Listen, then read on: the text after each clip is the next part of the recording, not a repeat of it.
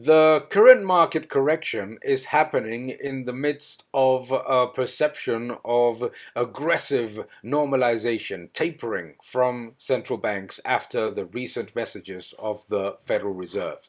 However, if we look at what the Federal Reserve is announcing, as well as what the European Central Bank are announcing, we're talking about extremely dovish policies, even with that pace of tapering. Let's look, for example, at interest rates.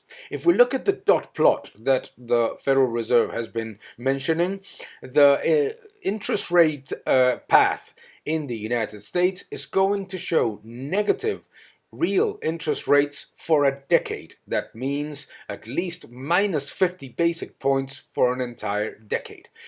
If we look at the pace of repurchases, it's even more dovish because what the Federal Reserve is actually doing is only adapting itself to a lower net issuance from the federal government. But if we look at the repurchases of mortgage-backed securities, which they continue to buy, even though it makes absolutely no sense to do so in the middle of a massive record of house prices. And if we look at the repurchases of sovereign bonds, what they're going to be doing is adapting the purchases to a lower net issuance, but it will continue to be about 60% of the net issuances of treasuries. In the case of the European Central Bank, it's even more alarming because the European Central Bank is completely ignoring inflationary pressures and will maintain negative nominal and real rates, as well as repurchases of sovereign bonds that will continue to be, in the case of numerous sovereign issuers in the Eurozone, more than 100% of the net issuances.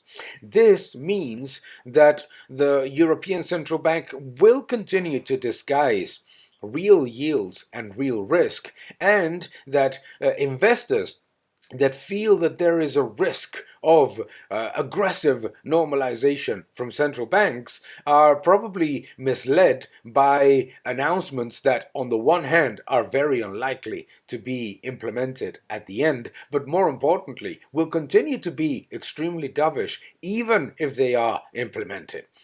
The European Central Bank and the Federal Reserve are continuing to fuel a bubble and continuing to incentivize high risk, high deficit spending, and indebtedness. And none of those factors are positive for a recovery that is slowing down, not because of external factors and the Omicron variant, which are small factors considering everything else, but because the massive amount of stimuli are actually working from a negative perspective. They're generating a negative real return. The US economy is recovering slower than it was before the pandemic, and the job creation is also slower despite trillions of dollars of stimulus packages. So, central banks will continue to be dovish, and we should not forget that when A, we invest, B, we see the imbalances that are